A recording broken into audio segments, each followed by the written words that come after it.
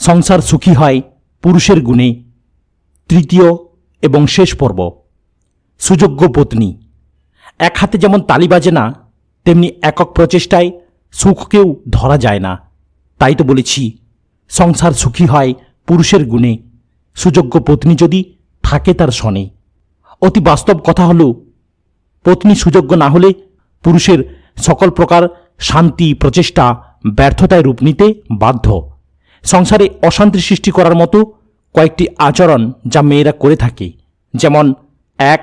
ঘ্যানর করা, 2. সন্দেহ করা, 3. শ্বশুর শাশুড়ি এবং অন্যান্যদের সম্পর্কে বাজে মন্তব্য করা, 4. কথায় কথায় নালিশ করা, 5. শ্বশুরবাড়ির বদনাম বাবা মায়ের কাছে করা, 6. সামান্য কথায় উত্তেজিত হওয়া, 7. অশ্লীল ও কটুবাক্য প্রয়োগ করা, 8. সংকীর্ণ মন মানসিকতা, 9. স্বার্থপরতা, 10. বাপের বাড়ি থেকে কিছু আনলে তা নিয়ে বাহাদুরি করা এবং হাজব্যান্ডকে খোঁটা দেওয়া। 1. ঘ্যানর করা এমন একটা বাজে অভ্যাস যা প্রায়ই মেয়েদের মধ্যে থাকে। পারিবারিক শান্তি বিনষ্ট করার জন্য এর চেয়ে বড় অস্ত্র আর নেই।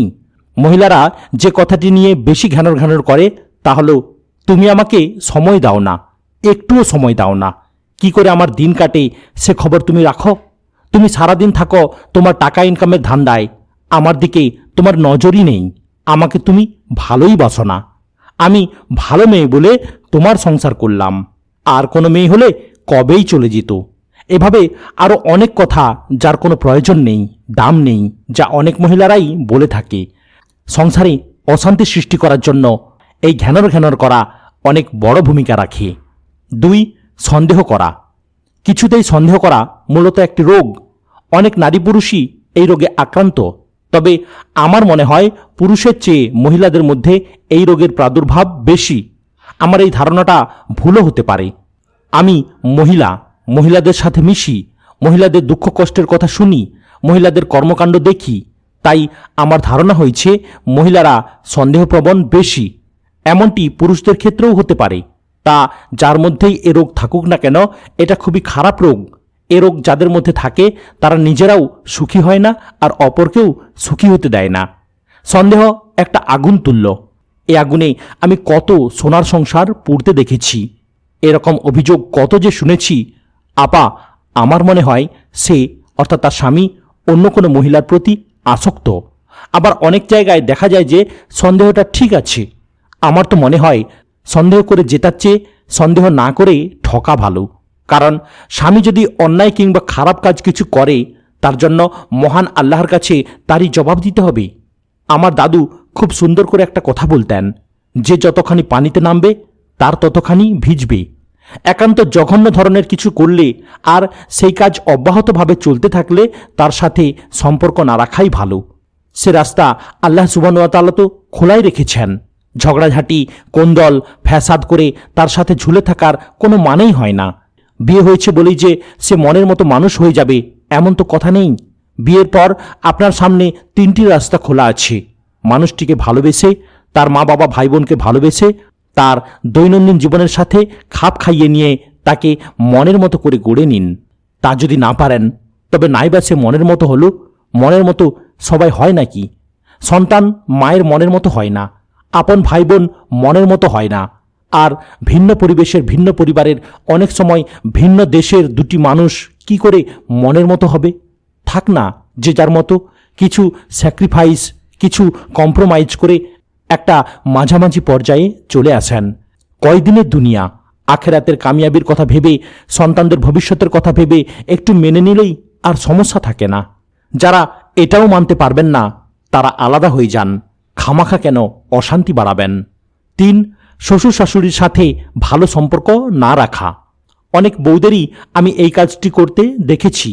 শ্বশুর শাশুড়িকে তারা আপন করে নিতে পারে না, তাদেরকে একটা উটকো ঝামেলা বলে মনে করে, তাদের সম্পর্কে বাজে মন্তব্য করে। কিন্তু প্রত্যেকের একটা বোঝা উচিত, একদিন তাদেরকেও ওই বৃদ্ধা ব্যক্তির ন্যায় হতে হবে। ছেলে যদি মা বাবাকে সম্মান সমীহ করে, ছেলের বউও সেই বাবা মাকে সম্মান সমীহ করতে বাধ্য। দীর্ঘদিন পর আজিজার সাথে দেখা হলো। খুব হাসি খুশি মেয়েটা। বললাম, কেমন আছো আজিজা? কবে এসেছো? ভালো আছি খালাম্মা, আমি তো এখানেই থাকি। হাসি মুখে বলল, আজিজা, এখানে মানে শ্বশুরবাড়ি থাকো না? না খালাম্মা, আমি প্রায় 1 বছর হয়ে গেল এখানে থাকি। মায়ের বাড়ির পাশেই বাসা ভাড়া নিয়েছি। একটু চুপ করে থেকে বললাম, তোমার শ্বশুর শাশুড়ির একটা মাত্র ছেলে, তাই না? তাদের রেখে এখানে থাকাটা কি তোমার ঠিক হচ্ছে? আজিজা বলল, খালাম্মা, সেদিন আমার শাশুড়ি মন খারাপ করে বলছে, আমার ছেলেটাকে ভুলায়ে ভুলায়ে তুমি নিয়ে গেলা আজিজা।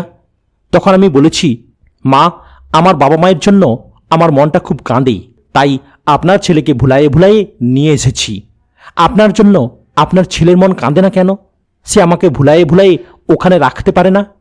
আমি পরের মেয়ে, আমি বলতেই পারি। আপনার ছেলে কেন আপনাকে ফেলে চলে আসে? কি বলেন খালাম্মা, ঠিক বলেছি না? বিজয়িনীর মতো হাসতে থাকে আজিজা। বললাম, তোমার শাশুড়ি তখন কি বলল? কি আর বলবে, চুপ করে থাকলো। শাশুড়িকে জব্দ করতে পেরে আজিজা বেশ আত্মতৃপ্তি পাচ্ছে বলেই মনে হলো। আর এক মা 2 ছেলে নিয়ে ঢাকাতেই থাকতেন। বড় ছেলে বাংলা লিংকে ভালো চাকুরি করে, ছোট ছেলে ভার্সিটিতে পড়ে। দেখে শুনে সুন্দরী এক মেয়েকে বউ করে আনে ছেলেটির মা। কিন্তু 1 মাস যেতে না যেতেই সুন্দরী বউটি মুখ গম্ভীর করে একদিন শাশুড়িকে বলল, মা, আপনি দেশের বাড়িতে থাকেন, এখানে থাকলে আপনার সাথে আমার সম্পর্কের অবনতি হতে পারে। শাশুড়ি অবাক হয়ে তাকিয়ে থাকল পুত্রবধূর অনিন্দ সুন্দর মুখের দিকে। ছেলেটি একথা জানতে পেরে মায়ের হাত ধরে কাঁদল আর বলল, মা, তুমি ওর কথায় কিছু মনে করো না, তুমি এখানেই থাকো। কিন্তু কয়েকদিন পরে বউটি বগুড়ায় বাপের বাড়ি চলে গেল। ছেলে আনতে গেলে জানালো, তোমার মা যতদিন ঢাকার বাসায় থাকবে ততদিন আমি যাব না। বাধ্য হয়ে শাশুড়ি চলে এসেছে। বউটি তার বাসায় এসেছে। মাঝে মাঝে স্বামীর সাথে ঝগড়াঝাটি হয়, এরপর ভালোই আছে। এসব অল্প বয়স্ক শাশুড়িরা বউদের কাছে যেন অসহায়, অথচ ছেলে কোলে নিয়েই মায়েরা লাল টুকটুকে বউদের স্বপ্ন দেখে। 4, কথায় কথায় নালিশ করা। সামান্য ব্যাপারে হাজব্যান্ডদের কাছে নালিশ করা কিছু মেয়েদের বদভ্যাস। এই বদভ্যাসটি সংসারের শান্তি বিনষ্ট করার ব্যাপারে বিরাট অবদান রাখে। 5, শ্বশুরবাড়ির বদনাম বাবা মায়ের কাছে করা। শ্বশুরবাড়ির লোকজনের কিংবা স্বামীর বদনাম মা বাবার কাছে বলার মতো বড় বোকামি আর হয় না, অথচ অনেক মেয়েই এই কাজটি করে। আমার দাদি লেখাপড়া জানতেন না, অথচ কি যে বুদ্ধিমতী ছিলেন। কথার ছলে বিভিন্ন উপদেশ তিনি দিতেন আমাকে।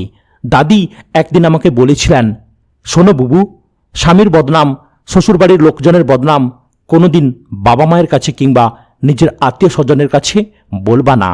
এরাই সুযোগ পেয়ে একদিন তোমাকে খোঁটা দেবে। সুযোগ পেলে মাও মেয়েকে ছাড়ে না। কথাটা যে কত বড় সত্যি। সেদিন এক মেয়ে খুব দুঃখ করে বলল, আপা, আমার মা আমার স্বামীকে একদম দেখতে পারে না, অথচ মাই পছন্দ করে আমাকে বিয়ে দিয়েছে। বললাম, পছন্দ করে তোমাকে বিয়ে দিয়েছি, তাহলে অপছন্দ করে কবে থেকে? মেয়েটি বলল, 3 বছর হলো আমার বিয়ে হয়েছে। প্রথম 2 বছর মা তো ভালো ব্যবহারই করত, কিন্তু বছরখানেক হলো মা ওকে দেখতেই পারে না। পরে খবর নিয়ে জানলাম, বিয়ের পর থেকে মেয়েটি ওর স্বামী আর শাশুড়ি সম্পর্কে মায়ের কাছে এত নালিশ করত, তাদের খারাপ ব্যবহারের এত ফিরিস্তি পেশ করত যে মেয়েটির মা তখন মেয়ের কষ্টে কাঁদতেন। এমনকি মনে মনে সিদ্ধান্ত নিয়ে ফেলেছিলেন যে মেয়েকে আর দেবেন না, ছাড়াই নেবেন। কিন্তু ইদানিং স্বামী শাশুড়ি সবার সাথে মেয়েটির মোটামুটি মিলমিশ হয়ে গেছে, কিন্তু মায়ের মন থেকে অসন্তুষ্টি দূর করতে পারেনি। 6, সামান্য কথায় উত্তেজিত হওয়া। কিছু মহিলা আছেন যারা সামান্য কথায় রেগে যান। এটি খুব খারাপ স্বভাব। এই স্বভাব পরিবর্তন করতে হবে। রাগের সময় তারা এমন কিছু আচরণ করে ফেলে কিংবা এমন কিছু করে যার জন্য পরে আফসোস করতে হয়। অনেকেই বলে, আপা, আমার খুব রাগ। রাগের সময় ভালো মন্দ জ্ঞান থাকে না, পরে অবশ্য খুব খারাপ লাগে। রাগ কমানো আসলে চেষ্টার ব্যাপার, তবে অসাধ্য কোনো কাজ নয়। রাগ নিয়ন্ত্রণে রাখতে হবে, তা না হলে সংসারের শান্তি নষ্ট হবে। একদা এক সাহাবী রাসূল সাল্লাল্লাহু আলাইহি ওয়াসাল্লামের নিকট উপদেশ চেয়েছিলেন। আল্লাহ রাসূল সাল্লাল্লাহু আলাইহি ওয়াসাল্লাম তাকে পরপর 3 বার বলেছিলেন, তুমি রাগ করবে না, তুমি রাগ করবে না, তুমি রাগ করবে না। 7, অশ্লীল এবং কটুবাক্য প্রয়োগ করা। অনেক মহিলাকে দেখেছি কথায় কথায় অশ্লীল ভাষা প্রয়োগ করে। অশ্লীল ভাষীকে আল্লাহ পছন্দ করেন না। অশ্লীল ভাষা প্রয়োগ করা কবিরা গুনাহ। অনেকে ইতর প্রাণীর নাম উচ্চারণ করে এর বাচ্চা তার বাচ্চা বলে গালাগালি করে। মহান রাব্বুল আলামিন জান্নাতের বর্ণনা দিতে গিয়ে বলেছেন, সেখানে কেউ কোনো বাজে অশ্লীল কথা শুনবে না। তার মানে জান্নাতীরা অশ্লীল কথা বলে না। অশ্লীল ভাষা জাহান্নামীদের ভাষা। কটু ভাষা প্রয়োগ করাও অত্যন্ত খারাপ কাজ। এই কটু ভাষা প্রয়োগকারীদের সম্পর্কে আল্লাহ সুবহানাহু ওয়া তাআলা বলেছেন, ধ্বংস এমন প্রত্যেক ব্যক্তির জন্য যে সামনাসামনি লোকদের উপর কটু বাক্য প্রয়োগ করে এবং পেছনে নিন্দা করে বেড়ায়। সূরা হুমাজা আয়াত নম্বর 1। অর্থাৎ কটু বাক্য প্রয়োগকারীদের উপর আল্লাহ লানত করেছেন। আল্লাহ যাদের লানত করেন দুনিয়া ও আখিরাতে তারা কিছুতেই শান্তি পেতে পারে না। 8, সংকীর্ণ মন মানসিকতা। উদারতার বিপরীত হল সংকীর্ণতা। আসলে মনটাকে বড় করতে হবে, আর তার প্রমাণ পাওয়া যাবে আচার ব্যবহারে, লেনদেনে, কথাবার্তায়। ছোট ছোট ব্যাপার নিয়ে ঝগড়ায় লিপ্ত হওয়া, স্বার্থপরতা, কৃপণতা সবই সংকীর্ণ মন মানসিকতার বিভিন্ন রূপ। 9, স্বার্থপরতা। নিজের স্বার্থ নাকি পাগলেও বোঝে, তা বুঝুক। আমরা তো আর পাগল না, আমাদের কাছে স্বার্থপরতা যেন এত প্রকট হয়ে ধরা না পড়ে, যাকে দৃষ্টিকটু বলে। 10, বাপের বাড়ি থেকে কিছু আসলে তা নিয়ে অহংকার করা এবং হাজব্যান্ডকে খোঁটা দেওয়া। কোনো মেয়েরই এই কাজটা করা কোনো অবস্থাতেই উচিত নয়। বিশেষ করে মুসলিম নারী তো এ কাজ করতেই পারে না, অথচ অনেক মেয়েই এই বিষয়টা নিয়ে সমস্যা করে। প্রথম কথা হলো, তাকে বাপের বাড়ি থেকে কিছু আনতে কে বলেছিল? নিশ্চয়ই বিয়ে হয় না বলে তার বাবা মেয়ের সাথে কিছু অর্থ সম্পদ দিয়েছে। তা নিয়ে দেমাগ অহংকারের কিছু নেই, বরং কিছু দিয়ে খোঁটা দিলে তাকে রাসূল সাল্লাল্লাহু আলাইহি ওয়াসাল্লাম সেই কুকুরের সাথে তুলনা করেছেন যে কুকুর বমি করে আবার তা খায়। অতএব যেসব নারী বাপের বাড়ি থেকে কিছু এনে তার আবার উল্লেখ করে, তার অবস্থা তো ওই কুকুরের মতো। হাজব্যান্ড যদি গরিব হয় তাকে সংসার চালাতে সাহায্য করলে দ্বিগুণ সওয়াব, নিজের সন্তানদের জন্য খরচ করলেও দ্বিগুণ সওয়াব। হযরত খাদিজা রাদিয়াল্লাহু তাআলা আনহা তার বিপুল সম্পত্তি সবটাই উজাড় করে দিয়েছিলেন স্বামীকে। অনেকে হয়তো বলতে পারেন, খাদিজা রাদিয়াল্লাহু তাআলা আনহা তো আল্লাহর রাসূলকে দিয়েছিলেন। মোটেও তা নয়। নবুয়ত পাওয়ার অনেক আগেই তিনি তার সমুদয় সম্পদ স্বামীকে উপঢৌকন দিয়েছিলেন। জীবনে কোনো দিন তার উল্লেখ করেননি। আমাদের সমাজে যেসব মেয়েরা বাপের বাড়ি থেকে সম্পদ এনেছেন, খাদিজা রাদিয়াল্লাহু তাআলা আনহার তুলনায় তা কতটুকু? সত্যি কথা বলতে কি, দুনিয়ার শান্তি বজায় রাখতে না পারলে আখিরাতের শান্তি পাওয়া যাবে না। তাই যে কোনো মূল্যে দুনিয়ার শান্তি বজায় রাখতে হবে। কতটুকু সময় আর আছি? আসুন খাদিজার মতো, ফাতেমার মতো, আয়েশার মতো সব সম্পদ, সব শ্রম, সব মেধা দিয়ে ইহকাল এবং পরকালে গড়ে তুলি শান্তির আবাসভূমি। তবে একথা সত্যি, নারী পুরুষ দুইজনের সম্মিলিত প্রচেষ্টা ছাড়া কখনোই একটি সুখের নীড় গড়ে উঠতে পারে না।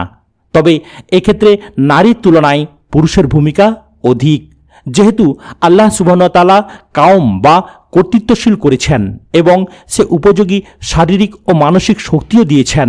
কিন্তু যোগ্যতা যথাযথভাবে প্রয়োগ না করে শুধু গায়ের জোরে স্বেচ্ছাচারী এবং স্বৈরাচারী আচরণ করলে দুনিয়ার শান্তি থেকে সে থাকবে লক্ষ যোজন দূরে, আর আখেরাতের শান্তি থেকে থাকবে চিরজনের মতো মাহরুম।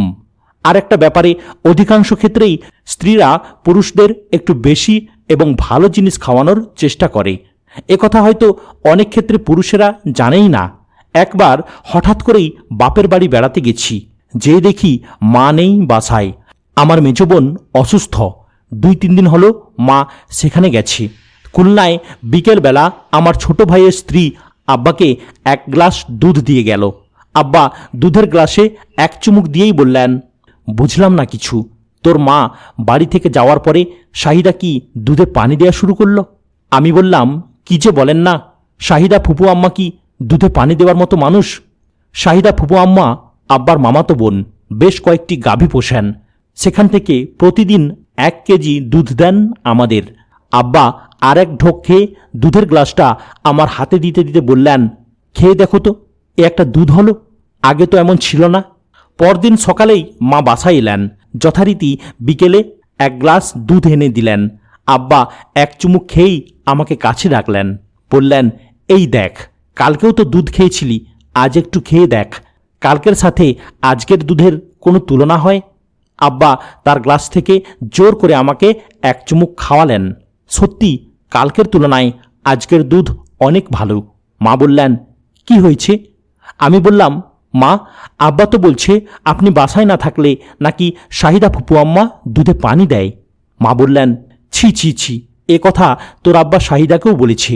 সে বেচারি তো আমাকে ধরে বলছে। ভাবি, দেখেন তো ভাই কী সব বলে। আসলে ব্যাপার কি জানিস, উপর থেকে দুধ ঢেলে নিতে নিতে নিচের দুধ বেশি পাতলা হয়ে যায়, নিচের দুধের স্বাদও তেমন থাকে না। আমি তো দুধ জাল দিয়ে আগেই সরশুদ্ধ একটা মগে ঢেলে তুলে রাখি, তারপর সবাই খায়। এ কথা তো বৌমাকে আমি বলে যাইনি। বৌমা সবাইকে দিয়ে দিয়ে বিকেলে তোর আব্বাকে যখন দিয়েছে তখন স্বাভাবিকভাবেই দুধ পাতলা হয়ে গেছে।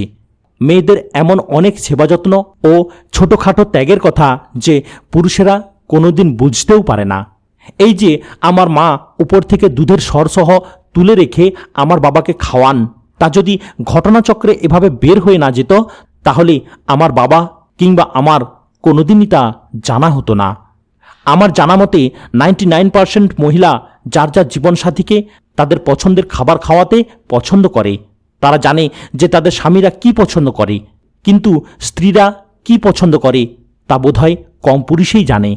আমার আবার সমস্যা আছে, আমি এই ধরনের কিছু লিখলেই আমাকে অনেকে সরাসরি আক্রমণ করে, বলে, আপা, আপনার স্বামী বোধহয় এই রকম, তাই এইসব কথা লিখেছেন। না, আমার স্বামী 1%-এর মধ্যে। বৃদ্ধা আবেজান বিবির কাছে তার জীবনের একটা স্মরণীয় ঘটনা শুনতে চেয়েছিলাম। বলল, সব ভুইলা গেছি গো বুবু, তবে একদিনের একটা কথা মনে আছে। আমাদের আর্থিক অবস্থা তো তেমন একটা ভালো ছিল না, এই চলে গেছে মোটামুটি। একদিন বিলের মধ্যে বড়শি ফালাইয়া বড় একটা কই মাছ ধইরা নিয়ে আইছে আমার স্বামী ফজলু মিয়া। পুরানো কই, যেমন মোটা তেমন বড়। মাছটা দেইখা খুব খুশি হইলাম। পাশের বাড়ির কপিল চাচাই ডাক দিয়া কইল, কিরে ফজু, মাছটা বেচবি নাকি? তোমার দাদা ফজলু মিয়া কিছু কনের আগেই আমি কইলাম, না চাচা যান, মাছটা বেচবো না, আমরা তো কিনা খাইতে পারি না, গরিব মানুষ, আল্লাহ যখন দিছে ওটা আমরাই খাইব, আপনি তো বাজার থিকা কিনবার পারেন। কপিল চাচা আর কিছু না বইলা চইলা গেল, কিন্তু ফজু মিয়া আমার উপর খেইপা উঠল। বলল, তুই মানা করলি কেন? মাছটা আমি 10 টাকায় বেচবার পাইতাম। আমার কাছে 10টা টাকা ছিল, আমি সেই টাকা ফজু মিয়ারে দিয়া মশলাপাতি বাটাকোটা করলাম। বললাম, মাছটা আমি কিন্না নিলাম। কিন্তু ফজু মিয়া কি করলো জানো বাবু? বলে একটু চুপ করে থেকে বলল, আমার 10 টাকাও নিল, মাছটাও বেচা দিল। কত বড় বড় কথা ভুইলা গেছি, অথচ এই কথাটা ভুলবার পারি নাই। আমার বান্ধবী জাকিয়া বলল, দাদু, ফজু দাদাকে আপনি মাফ করে দেন। মাফ করা না করার কি আছে? সে যে কোনো অপরাধ করেছে এটা তার কোনোদিন মনেও হয় নাই, আমিও মনে করি নাই, তবে ভীষণ কষ্ট পাইছিলাম। বড় একটা নিঃশ্বাসের সাথে বলল কথাটা আবেজান বিবি। আর একটা ঘটনা, এক ভদ্রমহিলা আবেজান বিবির মতো গরিব না, অশিক্ষিতও না, তার হাজব্যান্ডও শিক্ষিত মানুষ। ভদ্রমহিলার নাম নাহার। নাহার বললেন, আমার বড় ছেলে তখন এসএসসি পরীক্ষা দিয়েছে। বন্ধুর সাথে একদিন পাখি শিকার করতে যেয়ে 6টা ঘুঘু শিকার করে নিয়ে এলো। দেখে খুব খুশি হয়ে গেলাম। অনেক আগে ছোটবেলায় একবার খেয়েছিলাম ঘুঘু পাখির গোস্ত, খুব টেস্টি। কোটা বাছার পর 1 কেজির মতো গোস্ত হলো। খুব সুন্দর করে ভুনা করে রান্না করলাম। তারপর ভাত তরকারি টেবিলে রেখে আমি গোসল করতে গেলাম। গোসল করে চুল আঁচড়িয়ে খাবার টেবিলের সামনে এসেই থমকে দাঁড়ালাম। তোমার আঙ্কেল বাহির থেকে এসেই খেতে বসেছে এবং আমি আস্তে আস্তে তার খাওয়া হয়ে গেছি। ডাল আছে, ভাজি আছে, তার কিছুই না খেয়ে পুরা গোস্তটুকু খেয়ে নিয়েছি। খাওয়ার ব্যাপার নিয়ে আমার তেমন একটা লোভ ছিল না, কিন্তু সেই দিন সত্যি আমি কষ্ট পেয়েছিলাম। আজও মনে হলে কষ্ট পাই। ভদ্রমহিলার বলার ভঙ্গিতে আমারও কষ্ট হলো। এই যে অবিবেচকের মতো কাজ, এমন কাজ যারা করে তাদের নিয়ে সুখী সংসার গড়া সম্ভব না। সুখী সংসার কাকে বলে তা আমাদের বোঝা উচিত। যে সংসারের প্রত্যেকটি সদস্য সুখী, পরস্পরের প্রতি যাদের কোনো নালিশ নেই, সেই সংসারটি সুখী। কিন্তু সংসারে কাউম বা পরিচালক যদি অবিবেচক স্বার্থপর হয়, সেই সংসারে কি করে সুখ আসবে? জানি না আমি যা বলতে চেয়েছিলাম তা বলতে পারলাম কি না। আল্লাহ সুবহানাহু ওয়া তাআলা আমাদের সঠিক কথাটি সহজভাবে বোঝার তৌফিক দান করুন। আমিন সুম্মা আমিন। প্রিয় ভাইরা, আজ এখানেই এই অডিও বুকটি সম্পন্ন হলো। পরবর্তীতে আরও ঠিক এইভাবে অডিও বুক শুনতে গেলে চ্যানেলটিকে সাবস্ক্রাইব করুন, লাইক, কমেন্ট এবং শেয়ার করতেও ভুলবেন না। আসসালামু আলাইকুম ওয়া রাহমাতুল্লাহি ওয়া বারাকাতুহু।